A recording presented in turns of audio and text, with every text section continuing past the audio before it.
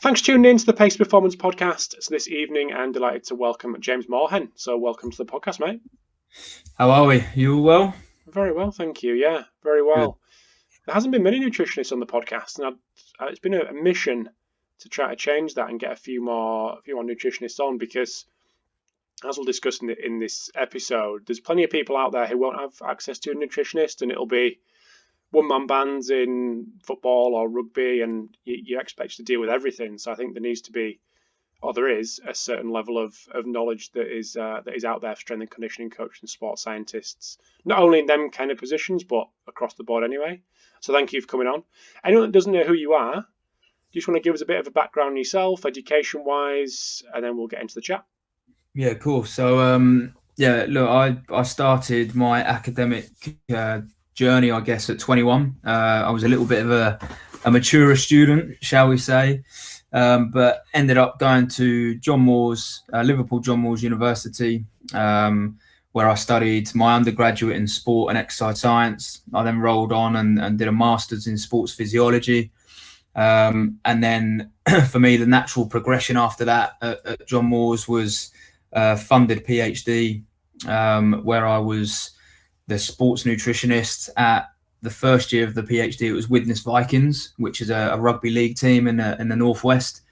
And then the second and third year, I then went over to Warrington Wolves rugby, and that was a rival club 6 miles down the road, but finished the second and third year of the PhD at Warrington. So I had an amazing 4.5-year journey PhD, really, where I was learning the performance nutrition fundamentals and the knowledge at Liverpool John Moores, and had an unbelievable opportunity to apply it almost the next day with the athletes that I was working with on a day-to-day basis.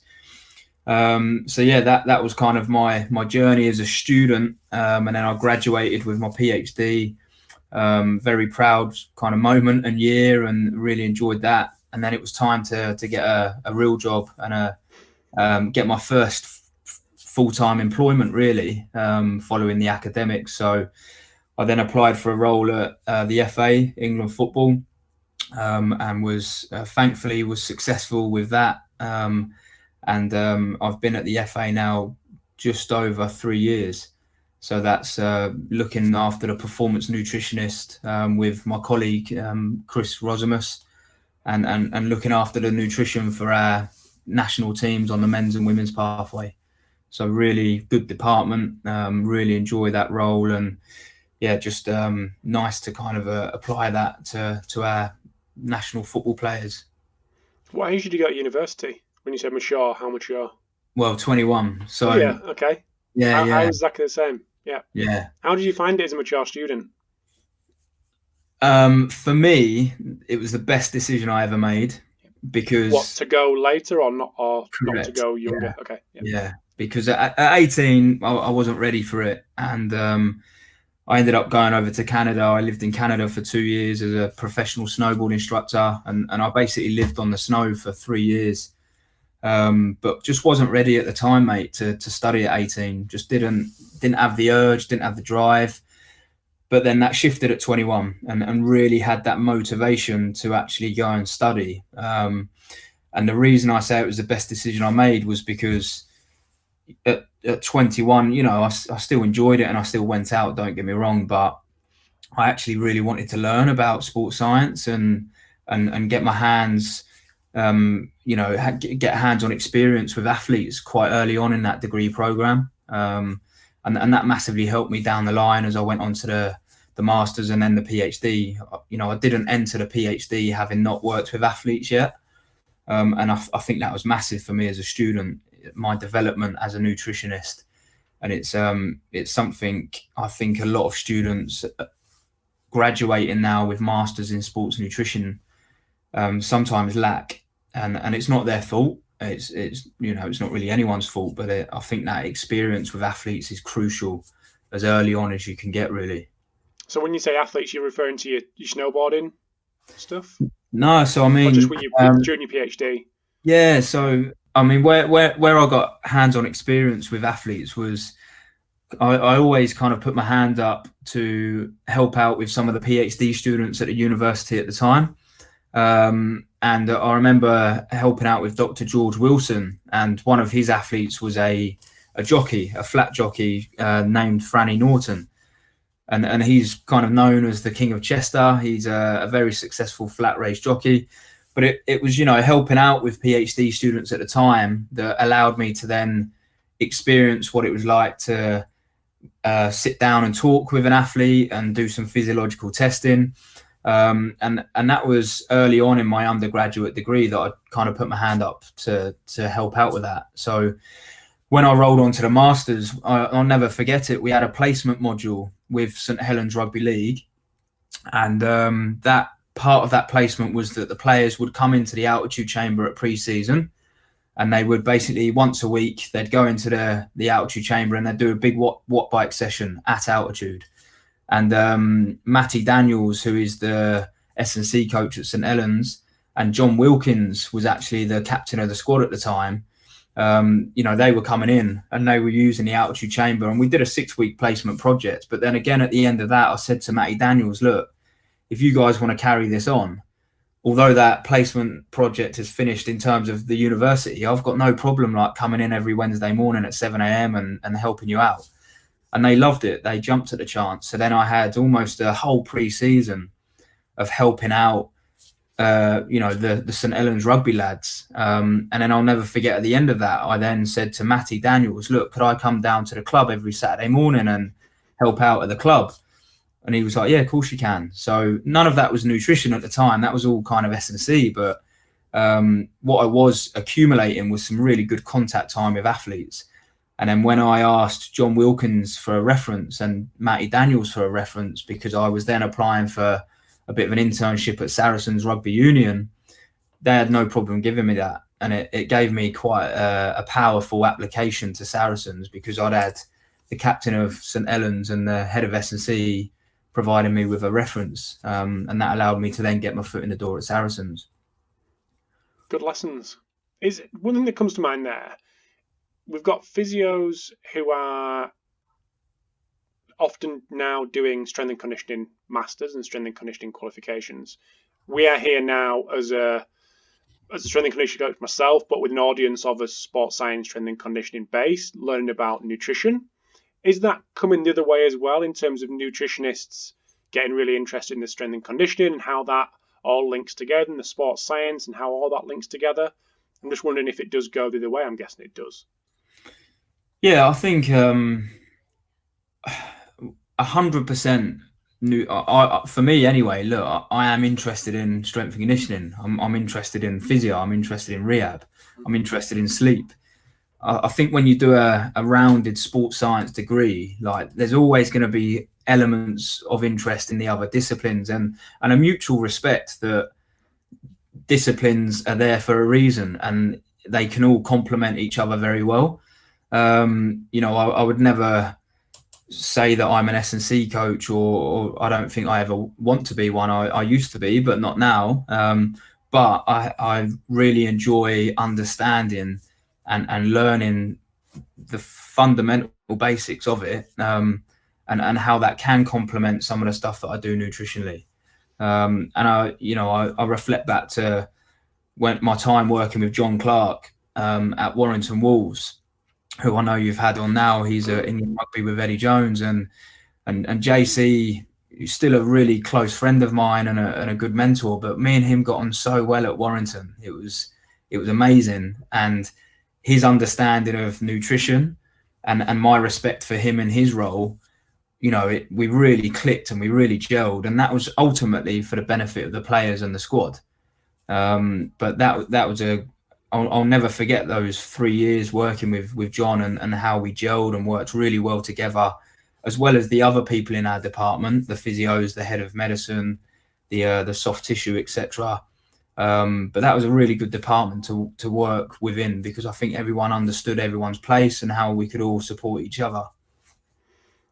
On your transition away from academia into performance sport, it'd be interesting to get your reflections on that process, that time in academia, but also the the realities of publishing, which I think you wrote a little article about around the realities of going through the publishing process.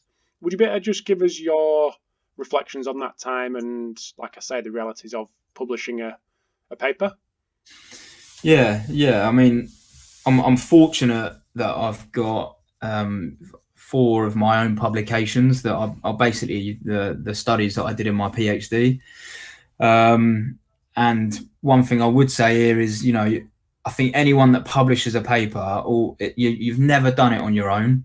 And I have a big thanks to both my supervisors, Professor Graham Close and Professor James Morehen, and also the other co-authors, because it's very rare that you'd actually go out and publish a paper with N of one author. And with that in mind, there's always a team of people that are working together to allow that publication to happen. Well, to allow the study to happen in the first place, and then the publication is another beast itself. But yeah, I think certainly when I was a younger student, you are under the impression a little bit that you collect the research, you collect the data, and then within a weekend you write up your paper and off it goes. But the stark reality is that if you want to be putting your research into some of the better journals that are peer reviewed, then that's a timely process, and there's a lot of changes that have to happen to your paper. There's a lot of internal reviews that you put it through with all of the authors that are on the paper, and there's a lot of number crunching. There's a lot of statistical tests that you've got to run, and it's not as simple as people think. And I know that the big area at the moment is the peer review process as well. That peer review process is a long process, and at the moment people don't get paid to do that. It's part of being in the academic industry, but there's people that don't agree that you shouldn't be paid, and there's people that agree that you shouldn't be paid. And I think we'll constantly see this argument, but because people don't get paid, it does take a long time, and also the effort that people put into peer reviewing your paper might not be there if there was a monetary factor to it. But nonetheless, I think what it does result in when you publish that paper is that you've got some real good confidence that your publication has gone through quite a robust filter from not only yourself but your co-authors and the supervisors of the project, but then also 2 other random people that have looked at it and grilled it and gone, right, this is how you can improve that paper because of X, Y, and Z. And I used to actually get a little bit disheartened when you read some of the comments that people say. But on reflection, the older you get, the more you realise actually that's a positive, because it's only going to strengthen the paper. It's not personal. Yeah, it's never personal, is it? Because the whole idea of a blinded peer review is that you don't know who's reviewing it and they don't know who the paper is. So yeah, it's a great process to go through, but one that's not as straightforward as people think. Interesting. So let's dive into the imaginary practitioner in football, rugby, one-man band, and have a little chat around what combining them 2 roles, like sports scientist, S&C coach, and the nutritionist. What are the basics that kind of practitioner should be over in terms of nutrition, and then we can, if we have a little bit of an overview, then we can dive into a few of the bits that come off the back of that. Yeah, I think depending on age of athlete and also demands of the sport, there are probably 2 things that are going to have a big factor as to what that nutrition approach may look like initially. And I say that a great example is good friend of mine and colleague Marcus Hannon, who's done his PhD at Everton, and he's showing some really important and very good data that academy football players unfortunately underfuel, and if they're underfueling at that key stage in their life where they're developing into young men, then of course we're going to have a higher risk of injury, underfueling for games, illness as we go into the winter months. And so really important to be aware that if you are working with youth athletes, that they are fueling correctly, not only to be a healthy 17-year-old female or male who's studying, they're training, they're going to college, but also to then go and perform as optimally as you want them to for their chosen sport, and then also recover as well, so that they're ready to go again for training in 48 hours time. So it's actually quite a big beast when you look at it. The opposite of that, or not the opposite, but then the other side of the scale, I guess, would be your full-time professional athlete who is in the club 4 to 6 hours a day. At the moment, we've got all of these congested windows. We've got tight turnarounds. We've got a lot of load going through the body, which has an impact, of course, into recovery, etc. So it's, again, being aware of that and thinking, okay, this is a COVID, and the year that we've had is a completely different beast to what we've ever experienced before. Combine that with the fact that we're now going into the winter months again. It's like, wow, probably need to ramp up immunity, nutrition for athlete health, and consider those factors. But irrespective of all of that, I think the fundamentals for any individual to remember around performance nutrition or sports nutrition is what we like to refer to at Liverpool John Moores as the 3 T's of nutrition, which is timing, type, and total. And so it's understanding what time of day is your athlete consuming food, what type of food is that athlete going to consume or individual, and what's the total amount that individual requires at that time of day for the demands of whatever they're putting themselves through. So a great example of that is your classic match day -1 in rugby. You know, that time of the week would suggest that you want your players to consume a high amount of carbohydrates, which is the type of food, and then the total amount, you're looking at a minimum of 6 to 8 gram per kilo of body mass on that match day -1 to make sure that the individual is fueled correctly, so that he can then run around and bash the crap out of someone else for 80 minutes. But then the time factor of that would be on a match day -4. You probably wouldn't want your player consuming 8 gram per kilo, because that might not help with body composition goals and functional mass. So it's almost remembering that pyramid, I guess, of the 3 T's. And quite often when you understand that, and then you can understand the demands of the sport in terms of training days, match days, recovery days, you can then start to piece the puzzle together a little bit. And there's fantastic literature out there, review articles that will give you some good grounding as to how much your athlete requires in terms of carbohydrates and protein. When it comes to younger athletes, with that pyramid, them 3 T's, is there a specific one of them that you'd focus more in terms of like an education with specifically younger athletes, one over the other? So maybe total over type or time over type? Yeah, it's a nice question, that, Rob. I think, and I'm probably biased here to what I see in my own practice, and also some of Marcus's work there, but it's probably the total amount that these athletes are consuming. Because I'll give you an example. Marcus has got data showing that he's got, young academy players. I think he's got players in the group of 12 to 13 years old that there's an individual that's burning or expending between the region, off the top of my head, of 4 to 4,500 calories a day. Wowza. And that's an N of 1, but it's just being aware that within that squad, you're going to have bigger players that have got more muscle than maybe a smaller player who hasn't. So therefore his natural resting metabolic rate is going to be higher, which is a large contribution to the total energy expenditure that player has.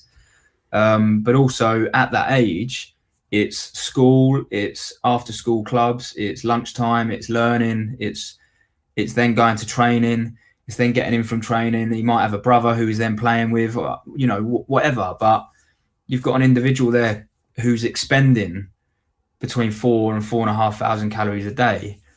And I don't eat 4,500 calories a day. I don't think there's many individuals that would do that. So that individual there, you look at as a youth athlete and you think, wow, is he developing optimally with good, solid bone health? Considering that he's got a load going through the body, is he an individual that's at risk of injury because when maybe not fueling correctly? And so it's probably just being aware of that with the youth guys, that they probably need to consume a little bit more than they actually are. And then the big thing with the youth athletes is that it's an education piece then for the parents, because the likelihood is that the 12-year-old lad is not going to Tesco's and getting the weekly food shop. You'd like to think that his mum and dad are probably going and buying the shop there. So it's an education piece to the parents there. I've done a little bit of work recently with an individual table tennis athlete who just helping out a friend, and that individual was massively under consuming what she needed to eat. And seeing some of her videos of training sessions, 2-hour training session, relentless, non-stop at the table at 7 till 9 in the evening after a full day at school, and she's consuming about 1,800 calories, and you think you're probably not developing as well as you could do here. And they're certainly in the female athlete world, you're then looking at the knock-on effect for menstruation and the normal development of a young female athlete.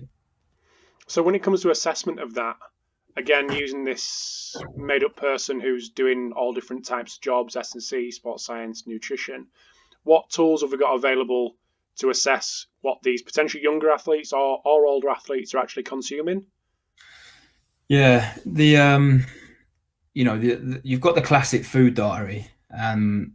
However, I say that with a hesitation, because quite often what we see is when an athlete hasn't been told how to operate and use a food diary correctly, then the data that you get back and the information you get back is pretty flawed. And we know in the literature that trying to accurately assess and quantify energy intake is physiologically one of the toughest things to do in human science. So if you give a food diary to an athlete and you haven't really explained how to do it properly, what you get back is, I had cereal with milk, I had a banana, I had pasta and chicken, and then I had a fajita. And then you're looking at that and you're thinking, wow, how on earth do you try and decipher the type of chicken they had, the type of wrap they had, the total amount of chicken they had? And so it can come a bit of a car crash, to be honest. One thing that we found successful in the nutrition industry is, of course, when you educate your athlete how to complete a food diary correctly, and that is a skill in itself. But then, the use of WhatsApp and an iMessage, etc. at the moment, and being able to collect a remote photographic food memory bank, which is essentially, if I'm monitoring you for 24 hours, Rob, every time you consume a bit of food or drink, I want you to send me a picture of that before that goes in. And then what you get there naturally is you get a time of day, because that's when you snap the picture and send it. I also now get a quite a good visual look at what you're consuming. And then also what you can add to that is that if I get that picture come through and I don't quite know what it is, I need a little bit of an explanation, I can quite quickly reply to you and say, hang on a minute, was that 1 or 2 wraps there?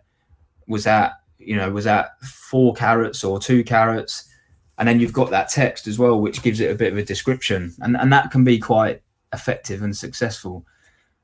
What you then can do is obviously run that through the nutritional software programs, where you will then get a nice breakdown of the total amount of calories, the relative and absolute amount of carbohydrates and protein that athlete is consuming.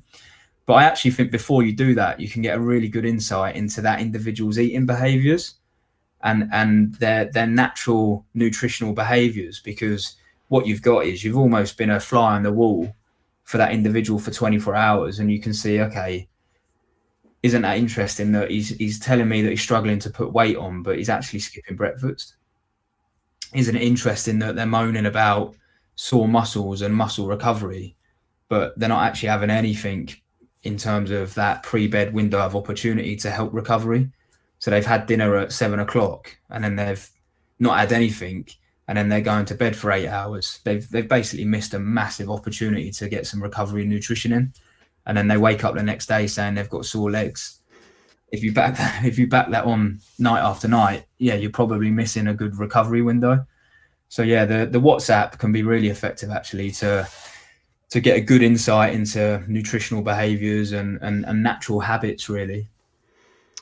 One thing I want to just ask you there, because there's so many things that I could dive off, and I'm conscious that I'll just be jumping all over the place. But with recovery, because I'm just thinking of common things that coaches will come across. Young athletes, my legs are still sore in the morning on a Wednesday morning after a Tuesday night session or a Friday morning after a Thursday night session. Just some simple tips that could be presented to these young athletes or older athletes, but particularly young athletes, around recovery, around simple nutritional recovery strategies to help that potential soreness or just feeling of I'm not recovered from the night before. Yeah.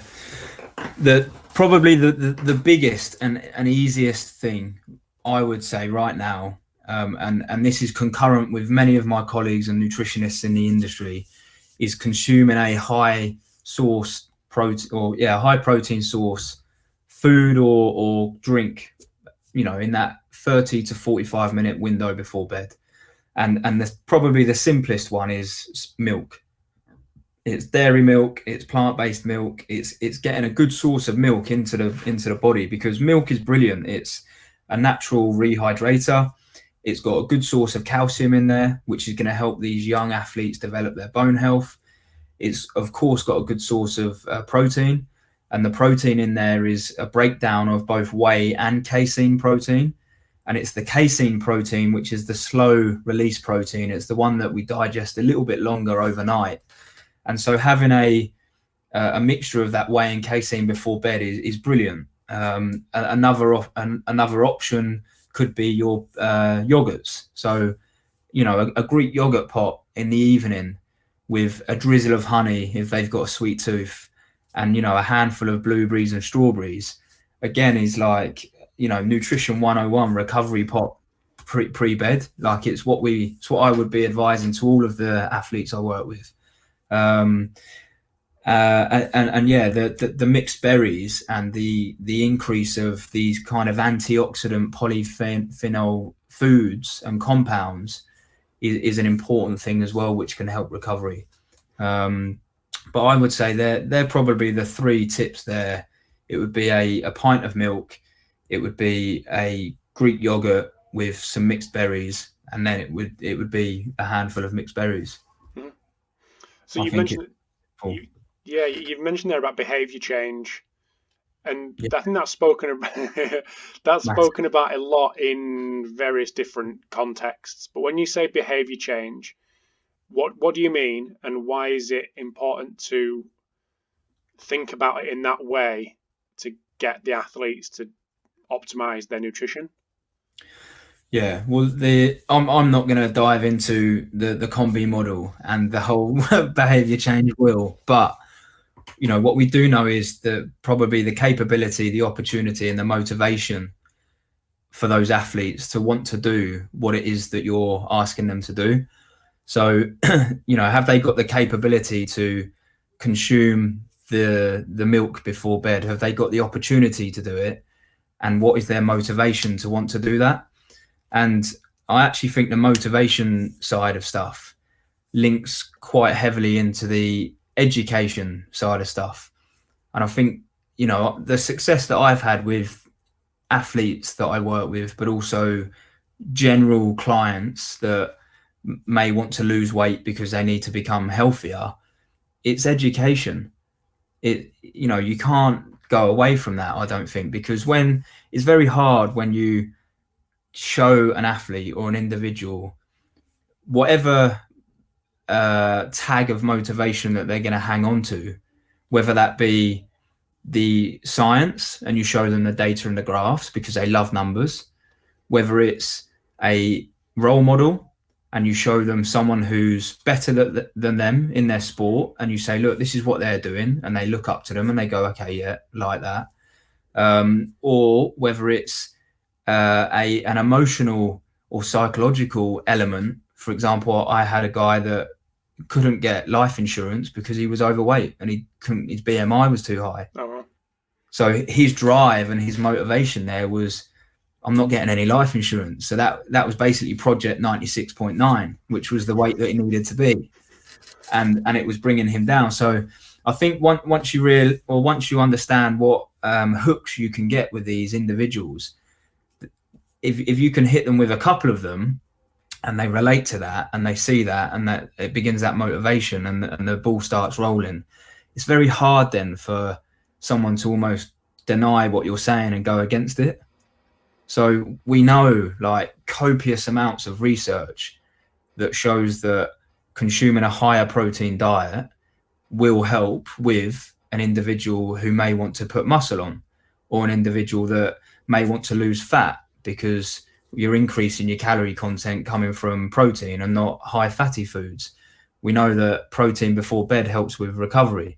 We know that consuming regular protein over the course of the day tends to be better for muscle mass accumulation. So when you show them all of this literature, and there's meta-analysis, there's review articles, and then you say, actually, this is what that individual who's World Player of the Year is also doing. Oh, right, okay, yeah, she's a role model. I look up to her. And also, why don't you give it a go for a couple of days, see how you feel? They start to feel better. Bang, they're sold.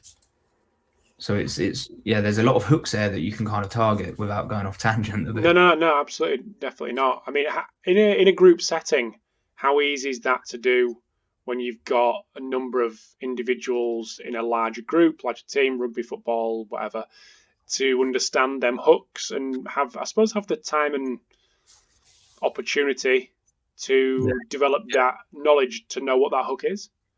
Yeah, and I think that's a huge thing, Rob, because I draw back to some of my first exposures in Widnes, and the only Essex lad in a Northwest club. It stood out like a sore thumb. Shortest, smallest bloke in the room, and I remember delivering a presentation on protein, and I thought it was outstanding at the time. It was all of the science, it was there, the data was there.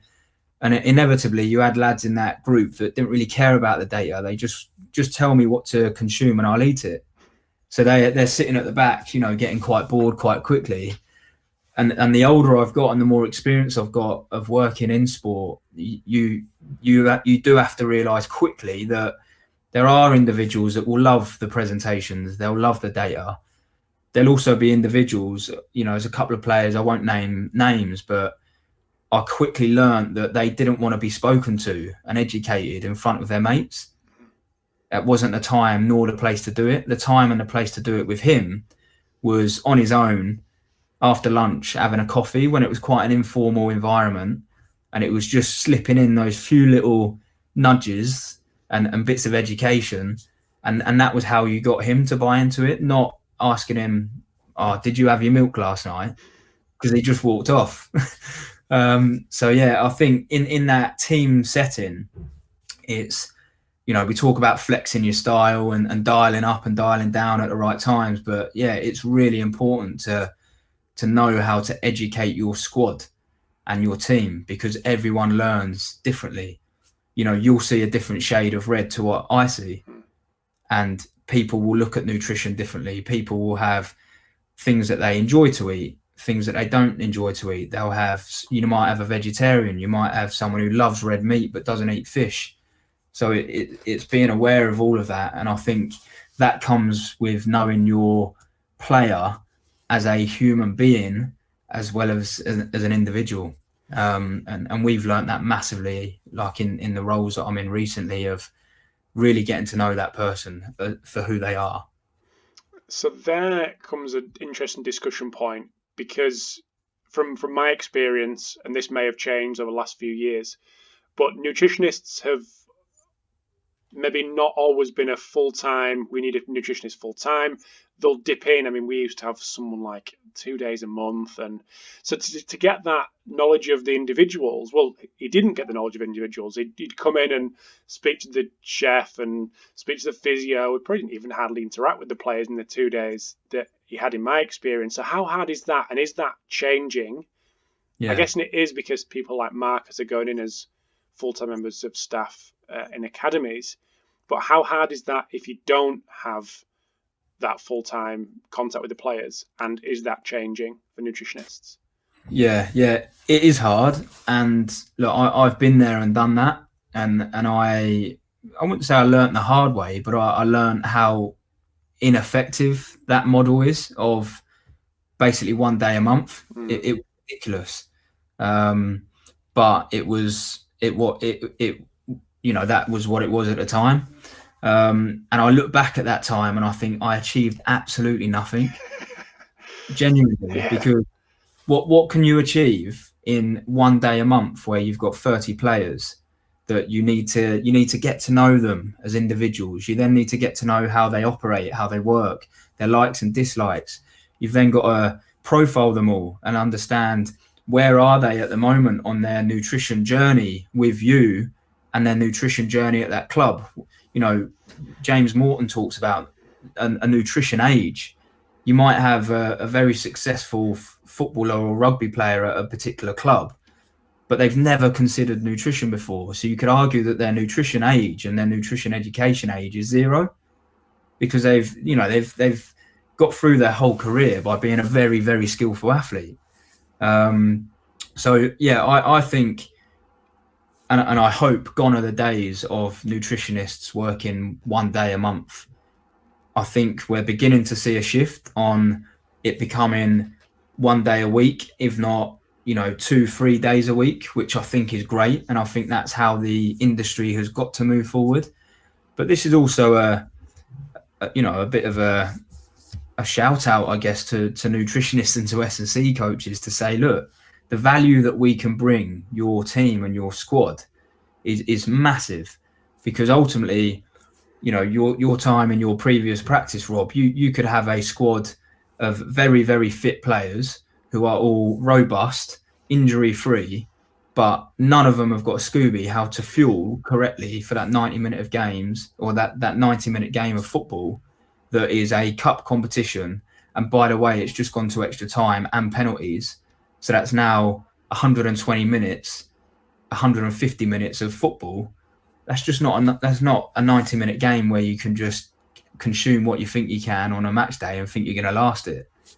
And I think nutritionists who do their jobs properly, and there's a lot of good ones out there, if we can really optimize and allow athletes to fuel correctly for the demands of their sport, recover as quick as possible, and ultimately present back on the playing field or in the gym for the S&C coaches in a much better position than I think a lot of athletes may currently be doing. And again, it draws back to education. Can I hand on heart say that I had my squad of rugby players, every single player consuming the evidence-based recommendation for fueling every single game of the season? No. And I was in there full time, and I just didn't get round to having that level. I had a good number of them that were doing it, but was every single one doing it every single weekend? No. And were every single one of them recovering as optimally as they could have done? No. And that was me full time in a club, engrossed as a member of staff. So I feel sorry for the individual that's working 1 or 2 days a week, because very, very tough to do that. Mm-hmm. Very tough. And the flip reverse is that when you do have those individuals that are in there, working with those players, really getting to know them, you can have some real good confidence that actually you're presenting a squad out on that playing field, and you've got really good confidence that they are fueled and they know they're fueled, and they're confident with that. And psychologically, they know that they're more fueled than the opposite player on the pitch. And again, that can bring a bit of a competitive advantage. You look at major tournaments, mate. You look at Rugby World Cups, Footy World Cups, European Championships. It's 9 games in 13 days, ultimately you could be the fittest of your career, but if you're not going to get the right nutrition in at the right time of day and the right total amounts, you could argue that the fittest player would struggle in that final game if they don't get that right. Mm-hmm. Let's have a little chat around the situation now. And you've mentioned it about the fixture congestion and piling fixtures in as we're doing with internationals and cups and everything that's going on right now because of COVID. How is that changing your practice? How would you recommend other people change their practice of how they're fueling their athletes because of fixture congestion periods? And it's not something that's new. We do have periods of this, but this season it feels like, especially in football, it's just going to be the whole season. It's going to be a congested fixture period. So how would you change? What are your thoughts on how we go about that? Yeah, I mean, probably just draw back to some of the stuff I've said there previously, mate. And it's having the confidence that your athletes know what it is they need to be doing. And I think really working on an individual basis with those athletes. And again, I'll draw back to my own experience because it's my experience and I can do. But, I quite often, it was a blanket approach. It was this was the education across the squad. This is what we need to be doing, guys, as a team. And I think the better practice that I've had in my career as I progress is individually working with the athlete. It's an element of nutrition coaching because they may not know the science, they may not know the evidence like we do. So it's then down to you as a coach to coach them and teach them correctly. And then understand that there may be areas that they're struggling on still. They might be able to really nail match day -1, but actually the day of the game fueling, they really struggle on because they're nervous about the game, their appetite has disappeared, and they haven't actually consumed anything from the moment they've got up. You'd only ever know that if you joined them on a webinar and got them to open up about it and talk about it, and for them to trust you and be able to talk about that. So I think to cope with the congested period, individual fuel plans, individual recovery plans for those individual players, make them creative, make them personal to the individuals, and education. I just think the education is so key. There's sports nutrition masters programs now are one of the most popular masters programs in the UK. And there's a reason that people are going and studying the masters, because they're getting the good fundamental knowledge, the academic knowledge that they need to then go and educate these athletes. So we can't expect the athletes to just know it all. Can't expect them to understand that they need a certain type of protein at a certain time of day, or this supplement helps with this. Unless they've gone and studied it and they're really keen about reading about nutrition, they won't know that creatine does X, Y, Z. They'll just be handed creatine at the club and just told to take it. Mm-hmm. So yeah, I genuinely believe, and I'm passionate around that education for athletes. It was interesting last night. Or the night before, I was watching Educating Manchester. I don't know if you saw the series. It was on a while ago. It's come back anyway. And there was a kid, I think he was year 7, in dyslexia, and he'd kept it quiet. And they obviously knew he'd been assessed and whatnot. And he'd go into his shell in class, but he'd just get really annoyed and randomly start shouting and things. And he was being a little bit disruptive. And they pulled him aside. And he said, I don't like being asked questions in front of the group, because if I don't know it, I look stupid. And I've got dyslexia, and I'm and he was trying to articulate. He was basically feeling inferior to the rest of the class of what they'd think. So the change was, well, we don't ask him in front of everyone if he knows an answer, because if he doesn't, he's going to go haywire. So we just ask him individually. So it comes back, and I was thinking at the time how this approach is exactly the same as working with an athlete in front of a team. You take him aside, but there is the people that are happy to answer a question and look good in front of the group, but there's also people that aren't. So it is 100% that. that individual approach.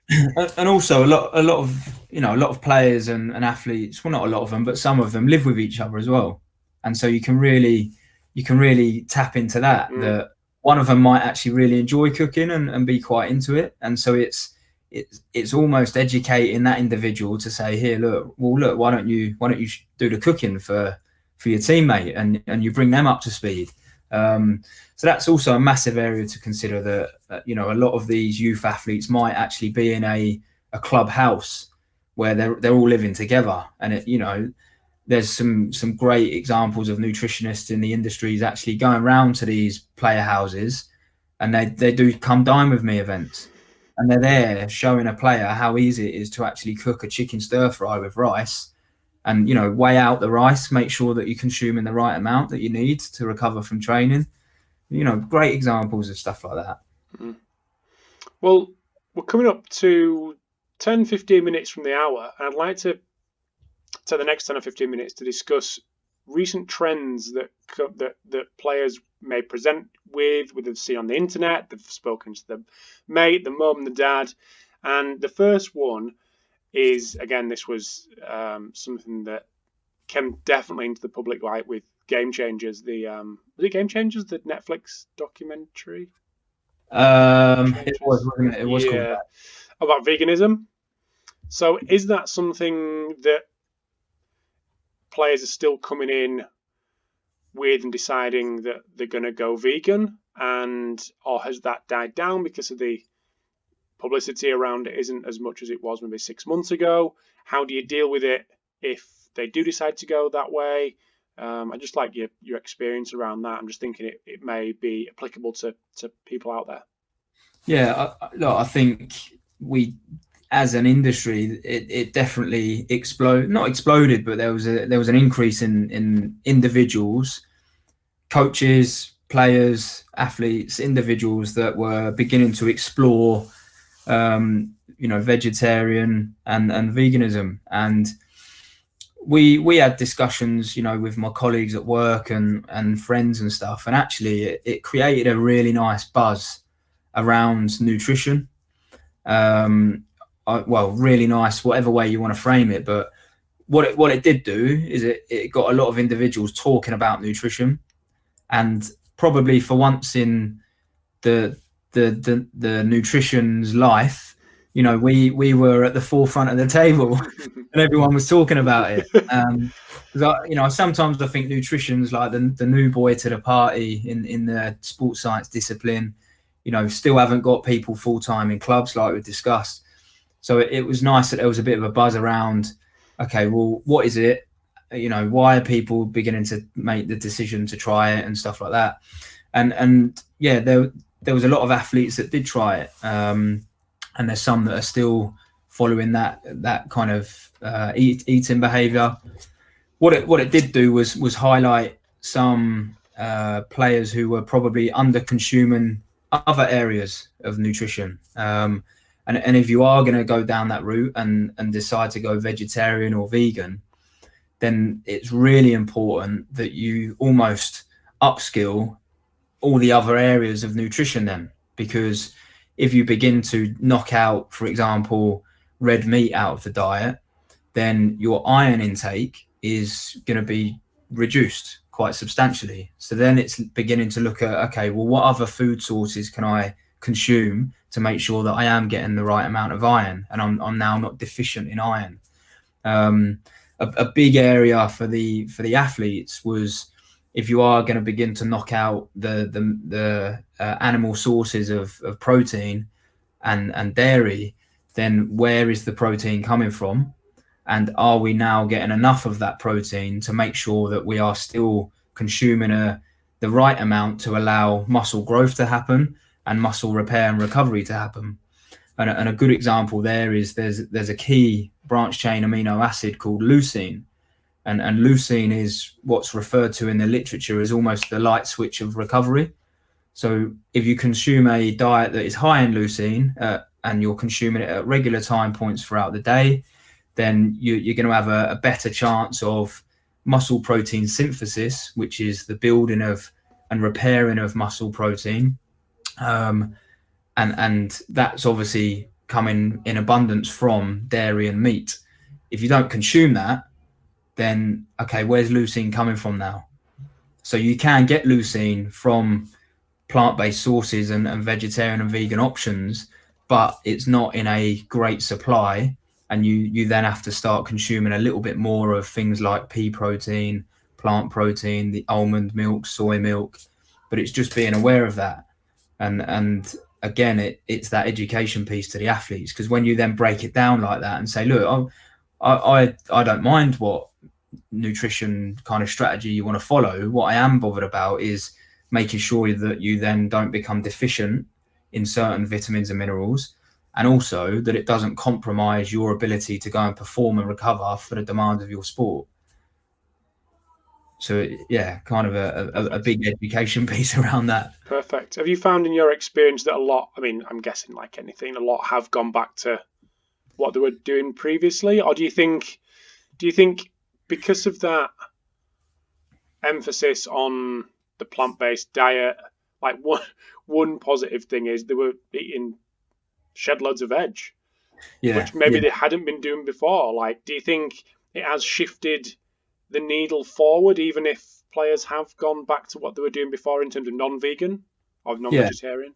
Yeah, and I think that's a big thing you say there, mate, that we probably saw an industry of athletes that ramped up their 5 a day, and they were consuming a good amount of fruit and vegetables. And we talk about consuming a rainbow a day of skin color in terms of pigmentation on fruits and vegetables to make sure that you're getting a varied amount of vitamins and minerals being consumed.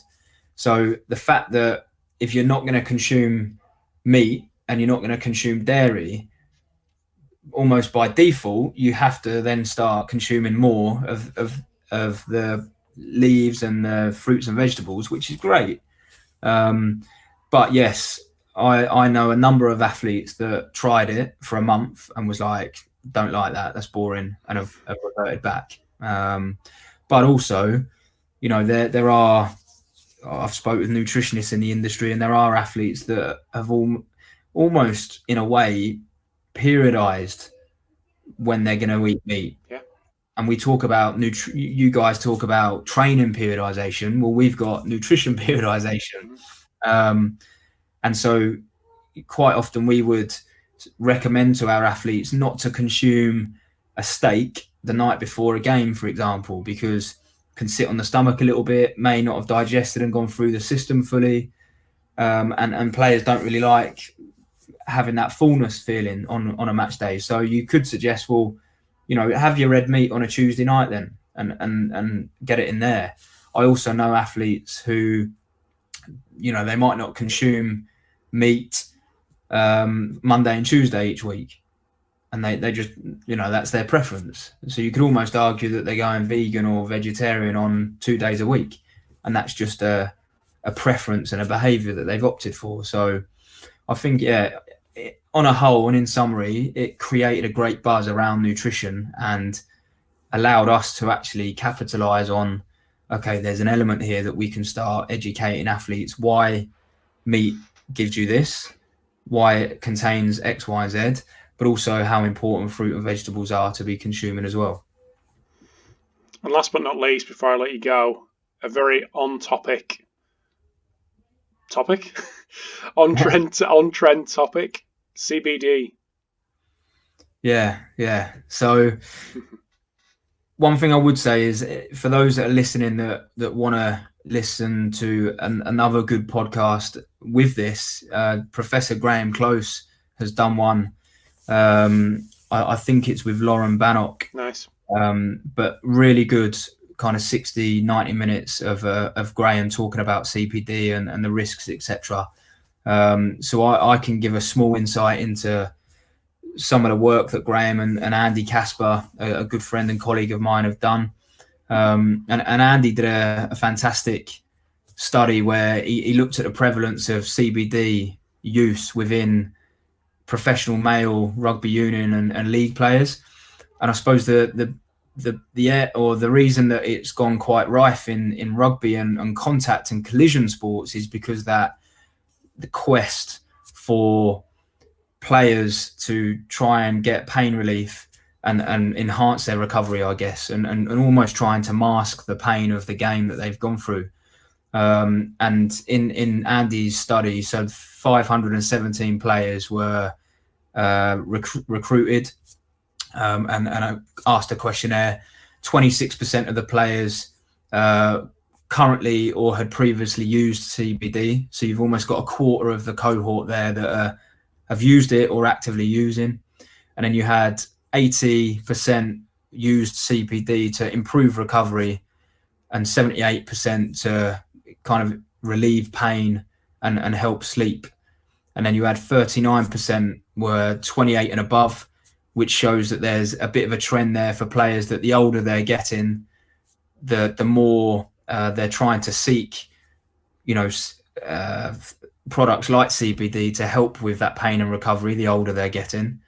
You had around 70% of players anecdotally perceived the benefit of the CBD. And then I suppose the big one for us as an industry was that only 16% of those players actively sought their advice from a registered nutritionist. The rest of that was from the internet and from other players in the club saying, "Here, mate, I'm taking this, feeling really good at the moment." And I suppose the concern there for us as an industry is that, unfortunately, for the players' sake, you have got companies that are obviously running it as a business. It's all about making money, and they're not really bothered about following the legitimate testing protocols that you may have to do to make a product Inform Sport registered and to obtain batch certifications. And so what you are finding is that there's products on the market that say that they've got a certain amount of THC or the active component as a percentage, whereas actually they've got a lot more of that. And that's the worry, that it could then lead into unfortunately an inadvertent doping problem. And what's THC?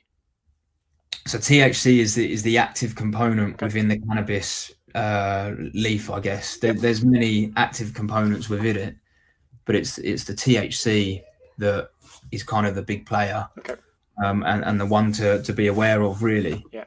But it's a huge area that, like Graham talks about on that podcast, it's front facing right now. As this study suggests, there's players taking it willy-nilly, and it's not going to go anywhere. It's not going to go away. So what Graham talks about is we need to research it. We need to find out what's going on. And it actually opens a door to a massive potential, because if there is legitimate products out there that does help players recover and sleep better, then is it a problem? I'm not saying it is or it isn't, but that's the question. We talk about sleep and recovery all the time with our athletes, and is this something that could help a player go to sleep 40 minutes before he currently does, because he's currently sitting in bed and he's got throbbing legs because he's got muscle damage. It's a big area. It's an area I don't know enough about, and an area that I'm reading about quite a lot at the moment. But I would advise those that are interested to go and check that paper out and that podcast. Yeah. So Graham's actively researching at this moment in time in CBD? He is, yeah. So he, over the last couple of years, he's took a real interest in it. And he's got a number of studies going on now at Liverpool John Moores University. He's actually got a PhD student that is, I don't know whether the student has started, may have started or recently starting, whole PhD looking at the area of CBD, recovery, sleep, muscle damage, etc., etc. Cool. So big area. I'll link to that so people can get access. Now, I'd be interested in knowing a little bit more about it myself, so I'll give that a listen. But we've tipped over the hour. All good. Where can people learn more about you, your work, your private work, what you do during the day, all that kind of stuff? New website? Yeah. So I've recently launched a website. Yeah, that's to be honest, it's actually been live and kind of about for a while, but I've finally pulled the plug and put that out, so to speak. So that's morehenperformance.com. And then, I'm active on Instagram, on Twitter as well, James_Morehen. But look, always happy to chat and share insights and share reflections on professional sport and working in the elite world. So happy to talk anytime. Perfect. Well, thanks for your time, mate. Really appreciate it. And good to catch up again, and good to see you doing well and website launched and all the exciting stuff you got going on. Yeah, no worries. Cheers, mate. Thanks for the mate. time. Thanks, mate. Cheers. Bye.